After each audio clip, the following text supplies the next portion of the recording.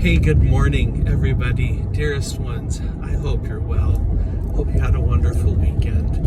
I hope that you got whatever you need out of it, whether that was peace and relaxation, or whether that was excitement and fun, whatever, or some mixture of both.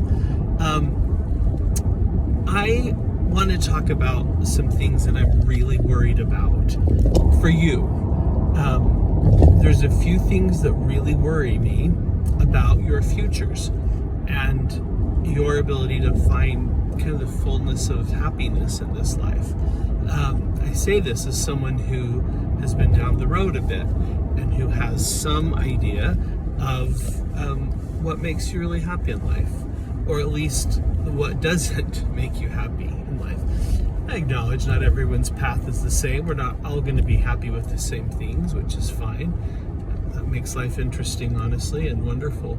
That being said, I'm worried about a couple big trends, big developments that I see out in the world. And you know, there's a lot of things we can worry about, all kinds of problems right now. But these are things that I think are in your control, or at least somewhat in your control. And so I'm going to talk about them. Probably this will have to be a couple different videos. Let me just frame this, okay? The greatest blessing in my life has been my almost over 30, I think we're at 33 or 34 years anniversary coming up here, relationship with my wife. It is also, and I think she would say the same thing, it has been easily one of the hardest things that we've had in our lives. The reality is that healthy and happy and meaningful relationships take an immense amount of work. They don't just happen. They really require some effort, constant effort, in fact. And the other thing you have to realize is anyone who you love deeply. So if you're going to have a relationship where you can truly be there for each other, where you are emotionally intimate, and where it's a deep connection, and you know each other deeply and well, that means there always is going to be the potential for being hurt. Someone who can love you the most may also hurt you the most. It's just, if you think about it, that makes sense, right? Like,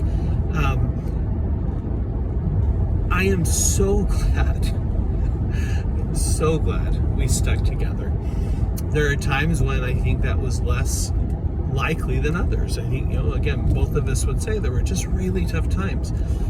Neither of us ever hurt each other on purpose. In fact, we've always been very careful of each other's feelings. We've never, fought in kind of a hateful way. We're different people, and kind of linking our lives together was taking a lot of work. But oh my goodness, it's so worth it now. It's so worth it. It's blossomed into something that I can't even describe, but it's I don't know. It's like if the earlier years when you first meet and fall in love, it's like fireworks and excitement and lots of again, like I love the idea of fireworks and bonfires, and it's exciting and passionate and all sorts of wonderfulness. What I'm finding is that mature love, seasoned love, is sort of like a sunset. It's warm and comfortable. It's beautiful and deep. You find endless depths in it. It warms you, but it's also not overwhelming, but it's constant and steady. Or I don't know, that's one example, but regardless, I mean, I could go on and give lots of metaphors, but I'm not. The point being, this relationship with my wife has been the greatest source of stability and joy and peace and growth in my life. And I'm so glad that we stuck together. We're very different people.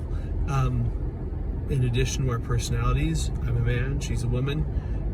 Sometimes it feels like we have like almost nothing in common, and we've had to listen and work.